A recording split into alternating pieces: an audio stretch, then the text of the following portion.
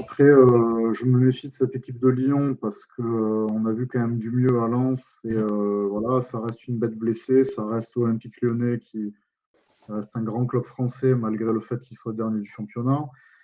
Visiblement, Pierre Sage, sa nomination a apporté quand même quelque chose au niveau de l'état d'esprit parce que entre le match contre Lille et le match contre Lens, je pense pas que tu me contrediras, Greg, mais moi j'ai vu une grosse différence au niveau de l'état d'esprit. C'est surtout Ils ça. ont fait jeu égal avec les Lensois. Je pense que ça se joue à de la chance. À un moment donné, un petit ballon qui rentre, qui est contré. Enfin, ça se joue à très peu de choses ce match. Et ça pourrait très bien basculer en faveur des Lyonnais. Et puis s'ils gagnent, c'est une autre dynamique. Et moi, je suis pas tranquille de voir Lyon venir au Vélodrome avec une équipe en tout cas requinquée moralement, je pense, qui en tout cas croit un peu plus en elle. Et voilà, faut que l'OM se retrousse les manches. Ce sera pas un match facile. Mhm. Du coup, justement, on va passer à ce match et donc à l'Olympico qui arrive dans une semaine. Euh, du coup, je vais juste te redonner la parole à toi, Greg, par rapport à ce match.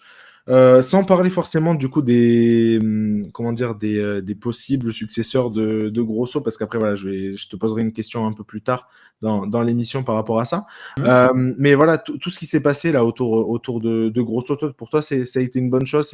Voilà, parce qu'on en a parlé la semaine dernière, on pensait même qu'il n'était pas forcément sur la sellette tout de suite. Finalement, en fait, quelques jours après, bon, ça nous a contredit. Enfin voilà, ils nous ont contredit directement, mais enfin l'OL et Textor nous a contredit en fait avec ce qui s'est passé. Et ce renvoi de Grosso, est-ce que pour toi ça a été une bonne chose du coup ce qui s'est passé?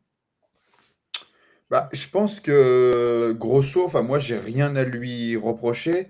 Simple, je pense que c'est pas un mauvais coach. Et d'ailleurs, je sais pas si vous avez vu, mais il y a Palerme qui est huitième de série B, qui aimerait bien. Enfin, il y a des rumeurs comme quoi ils aimeraient bien le récupérer. Donc tant mieux pour lui.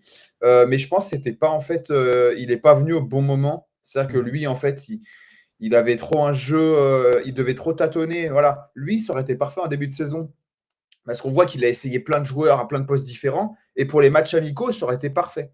Voilà. Sauf que là, en fait, on avait besoin, et on a besoin de quelqu'un, entre guillemets, qui trouve une équipe type, qui fasse confiance à ses joueurs et qui mette de la stabilité. Donc je pense que c'était juste pas le bon moment pour Grosso, tout simplement. Voilà. Maintenant, moi, je trouve que pour l'instant, hein, Pierre Sage, je trouve que vraiment, il fait du bon boulot. Il a eu très peu de temps.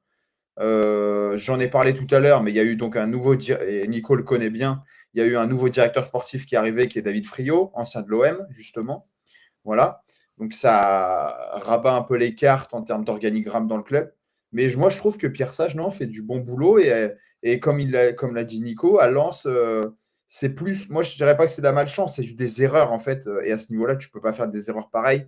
Alvero fait une faute bête, même Mhm. si, bon, il y en a qui disent qu'il n'y a pas Ouais. pénalty, mais malgré tout, il le touche. Et O'Brien, même s'il marque ses deux buts, bah, malgré tout, il fait une faute qu'en Ligue 1 ou même dans d'autres championnats, tu ne peux pas faire. Voilà, Saïd nous tue sur le coup. Donc voilà, je pense que c'était Oui, plus des erreurs défensives. À Lens, ça se joue un peu à des erreurs défensives, mais aussi un peu de, pas malchance, mais d'inefficacité de l'autre côté, parce que la casette, il en a Oui, eu. oui, Moi, je trouve qu'ils ont oui, beaucoup oui. d'occasions quand même. La casette, Après, ils ont eu Samba fait un gros match quelques-unes. aussi, il ne faut pas oublier ça, hein. Bien sûr. Voilà. Oui. Mais oui, oui, oui, mais on a quelques occasions. Et puis là où ce que j'ai aimé aussi, et enfin, merci Pierre Sage, c'est déjà que Diomandé, alors, je ne demandais pas ça, hein, mais vous savez que Diomandé, je ne comprends pas comment ce mec-là peut jouer au football, ou du moins être titulaire à Lyon, quoi. Voilà. Et il a été au-delà de mes espérances, il ne l'a même pas mis dans le groupe, donc incroyable. Et surtout, les coups de pied arrêtés, enfin quelqu'un qui tire correctement les coups de pied arrêtés. Et comme par hasard, Nouama allait tirer à Nordjylland, là il a essayé, comme par hasard, on met deux buts sur coup de pied arrêté sur corner. Donc ça aussi, c'est positif. Donc il y a des choses positives et je trouve que Sage fait pour l'instant du bon travail. Les joueurs ont l'air de le suivre. Comme a dit Nico, la mentalité est différente. Et voilà, donc je trouve que c'est pas mal. Voilà. Et le Il match à y a, Marseille, ouais, est assez intéressant.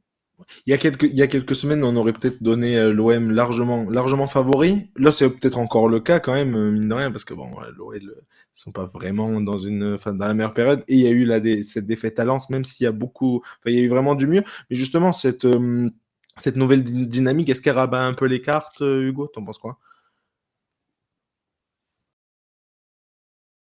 Ouais, moi je pense que ça rabat un peu les cartes. Après, tu peux pas mettre Lyon favori de loin. Tu es C'est sûr. dans un vélodrome 100% marseillais. Donc, c'est à prendre en compte quand même. Et puis, mais ouais, je pense que ça va nous donner un match intéressant. Et, euh, et j'ose espérer que ça sera bénéfique pour les deux équipes, que, que, que peut-être ça puisse lancer des dynamiques des deux côtés et que voilà, et qu'on retrouve deux des plus grands clubs de l'histoire du championnat de France quand Ok, même. très bien. Qu'on les retrouve au même niveau donc voilà. Ok. Et là, j'ai besoin d'un score, j'ai besoin d'un prono, Hugo. Prono pour ce match. Toi, tu mets qui favori? Tu mets qui Prono pour pas ce favori, mais match, tu mets qui devant? moi je donnerais un petit avantage à l'OM, donc je mettrais aller 2-1 pour l'OM. Très bien. Nico, de ton côté, tu vois quoi, toi? Ah, moi, je dirais comme Hugo, 2-1 pour l'OM, mais encore une fois, il faut vraiment que l'OM pense que ce match sera pas facile et vraiment prendre ce match très sérieusement, sinon ça va être très compliqué. Et je vois Lyon faire un gros match, donc voilà, je vois un match très serré.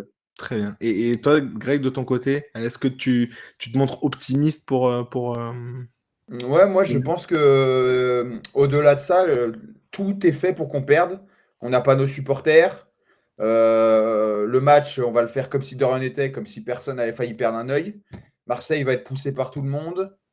Le mercredi soir, donc on va dire en gros mode Ligue des Champions. Mais moi je vois l'OL, allez, je vois l'OL jouer les troubles faites. Vraiment, ce que j'ai vu à Lens, c'est vraiment intéressant. Et donc je dirais 2-1 pour Lyon. Et j'avais juste une question pour Nico, parce qu'il connaît mieux que moi donc le style Gattuso. Est-ce que tu penses que le fait d'avoir joué quand même deux matchs, on va dire, de Coupe d'Europe, hein, contre deux équipes de Coupe d'Europe, donc l'Ajax et Rennes, ça a été quand même assez dur physiquement, tout ça. Est-ce que tu penses que ils ont perdu Correa? Tu penses que physiquement, ça peut aussi jouer parce que l'OL a 24 heures de plus? Oui, bien sûr, ça peut jouer. Je pense que surtout qu'on sait que comme la Coupe d'Europe est très énergivore physiquement et mentalement. Ouais, et Le ce match match-là, contre Rennes, 4-3, ça a voilà, été un match à incroyable. 4-3 en plus, en suspense, hein, c'est pas comme si ça avait été un long fleuve tranquille. Et c'est vrai que le match contre Rennes, alors c'était pas aussi intense que l'Ajax, mais bon, il fallait aussi quand même débaucher de l'énergie parce que c'est Rennes qui est quand même une équipe de qualité. Maintenant, je pense que l'OM est une équipe qui est censée être taillée pour jouer tous les 3 jours. Donc, ça ne doit pas pour moi être une excuse pour ne pas faire un résultat contre Lyon, même si je pense que physiquement et mentalement, Lyon sera probablement plus frais. Comme tu l'as dit, Greg, 24 heures en moins de récupération, ça peut jouer dans les jambes et dans les têtes. Maintenant, ça va se jouer aussi au mental, à mon avis. Surtout qu'un Olympico, on sait combien la dimension mentale est importante dans ces matchs-là. Donc pour moi, ça va se jouer aussi au mental. Ok, très bien. Bah, alors, moi, juste de mon côté, parce que j'ai pas donné mon prono, bah, je vois un match nul. Je vois bien un match nul. Le match à Lens, enfin, m'a vraiment, vraiment, je sais pas, m'a vraiment, vraiment surpris parce que c'est l'une des premières fois où je vois vraiment cette équipe de Lyon motivée, un minimum motivé là cette saison. Et c'était vraiment pas mal. J'ai eu vraiment du mieux.